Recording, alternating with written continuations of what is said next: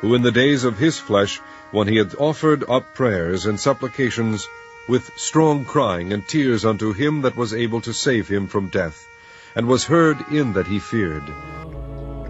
He was heard, means God heard his prayers.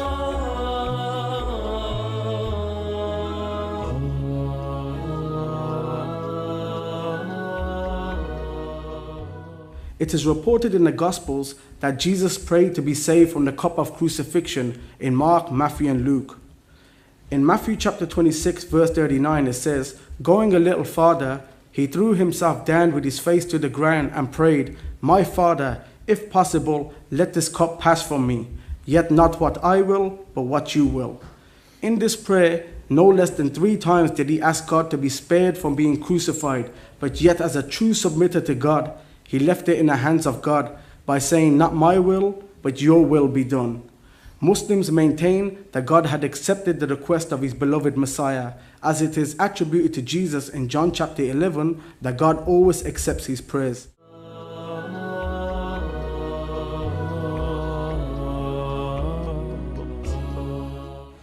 Also, another passage in the New Testament confirms that Jesus' prayer was accepted by God, and pleadings with a loud cry and tears to the one who could rescue him from death, and God heard his prayers because of his deep reverence for God. Raymond Brown, in his monumental book entitled Death of the Messiah, on page 228, mentions that Hebrews 5:7 was an early Christian hymn with its wording clearly based on Psalms 116.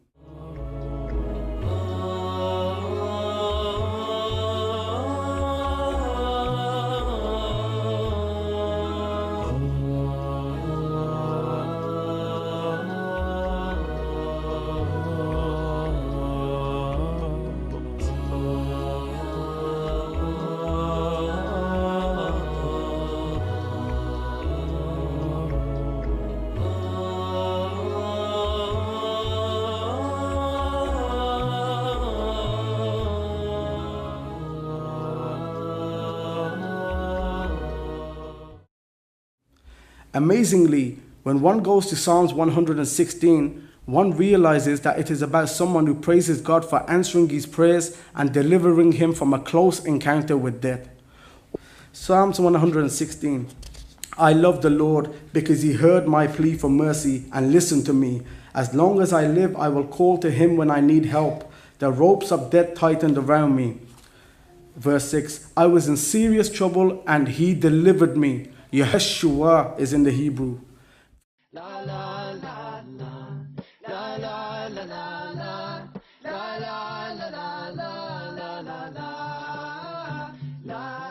Verse 13 has the name Yeshua in it. Any Jewish Christian who followed Jesus would see clear-cut allusions to the name of the Messiah in the text. Verse 16, "Yes, Lord, I am indeed your servant. I am your lowest slave. You save me from death." I am asking the Englishman, please, sir, tell me in your language. You save me from death. You save me from death. And you people taught me English. You people taught me English. So I'm asking the Englishman in your language. You save me from death. You save me from death. I'm asking, is that English? And yet this same nation, he's reading the book in his own mother tongue and is understanding the exact opposite of what you're reading. You save me from death.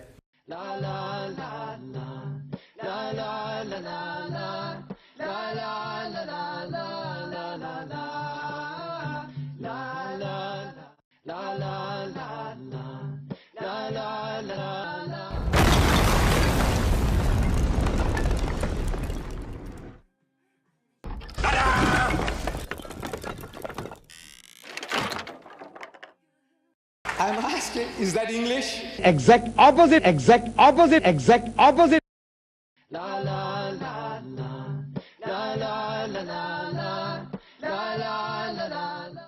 This can be seen very clearly when we look at one of the key texts that was presented to us, and that is Hebrews 5:7. I've always been surprised when my Muslim friends go to the book of Hebrews, because the central argument of the book of Hebrews is all about the crucifixion of Jesus Christ and his being the high priest who gives his life. if you think that the writer to the Hebrews was in any way saying that Jesus does not, he goes into the holy place carrying his own blood, for crying out loud. It's so clear. It's the essence of the entire argument of the book of Hebrews. So to take one of the verses and say, well, what he's actually saying is that Jesus wasn't crucified, is really to completely miss the point of the book of Hebrews. So we have in Hebrews chapter 5, verse 7, the assertion, we have the assertion, Hebrews 5:7, he offered up, in the days of his flesh, he offered up both prayers and supplications with loud crying and tears to the one able to save him from death, and he was heard because of his piety. Oh, he didn't die. Well, what is death? What is death? In the understanding, the separation from God. Jesus was saved from death. How? The resurrection. I am asking, what language are you speaking? Jesus was saved from death. How? The resurrection. I am asking, is that English? Jesus was saved from death. How? The resurrection. By God, it is gibberish, it's not English. That's the writer of the Hebrews understanding. Listen to the writer of the Hebrews. If you want to see how consistent this is, I did 80 sermons through the book of Hebrews just a couple of years ago. You can go listen to them. You can walk all the way through from the beginning, which talks all about the deity of Christ being the creator, all that kind of stuff. That's what the writer of the Hebrews believes, who is heavily influenced by Paul. All the way through the rest of his writing, and it is a consistent testimony all the way through. So the only way to understand Hebrews 5:7, if you're going to honor the context from which it's taken, is that he has been saved by resurrection. He was heard because of his piety. And so when we have these, well, the psalmist said this. Well, the psalmist is always going to be a small picture, not the great fulfillment. Unless you accept the idea that the fulfillment cannot be greater than the small picture, then none of that argumentation made any sense at all. Then Hebrews chapter 5 verse number 7 is clear. That's why Bar Ehrman in his book Orthodox Corruption of Scripture mentions that scholars such as Alphonse von Harnack, they added the word not into the text, that his prayer was not heard. And Rudolf Bultmann, one of the greatest Christian commentators of modern times, he died actually a few decades back, he agreed with this emendation because they know what Hebrews 5:7 actually means. The plain reading of the text is Jesus' prayers were answered. Now if that contradicts the rest of the Hebrews, well, that's nothing new. Nearly every book of the Bible contradicts itself.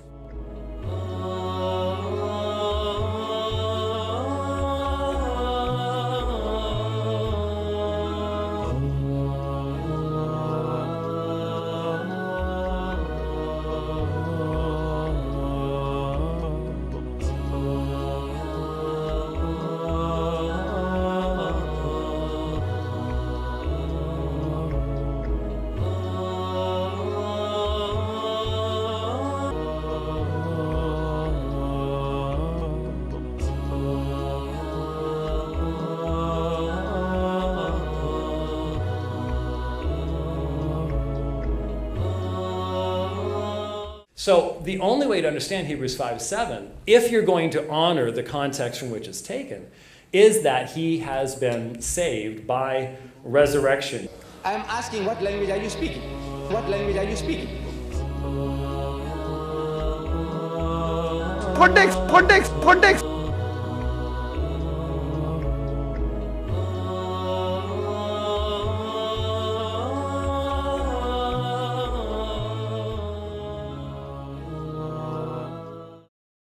Of whom we have many things to say, and hard to be uttered, seeing ye are dull of hearing.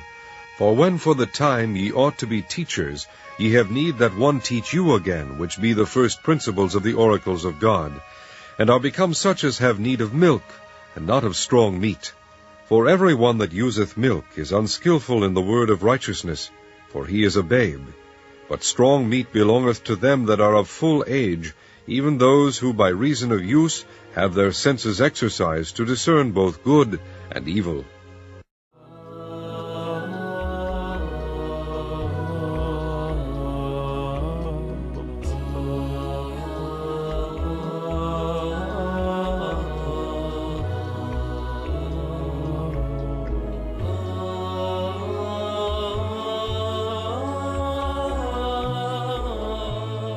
We must remember that Jesus prayed to be saved from the cross in the first place.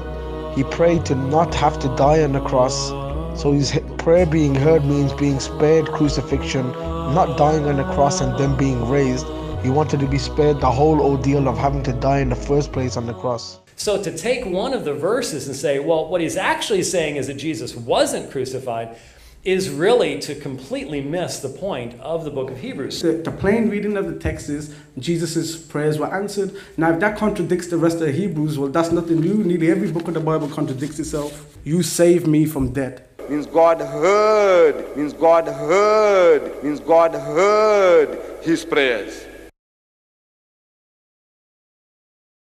لقد كفر الذين قالوا إن الله هو المسيح ابن مريم وقال المسيح يا بني إسرائيل اعبدوا الله ربي وربكم إنه من يشرك بالله فقد حرم الله عليه الجنة ومأواه النار وما للظالمين من أنصار.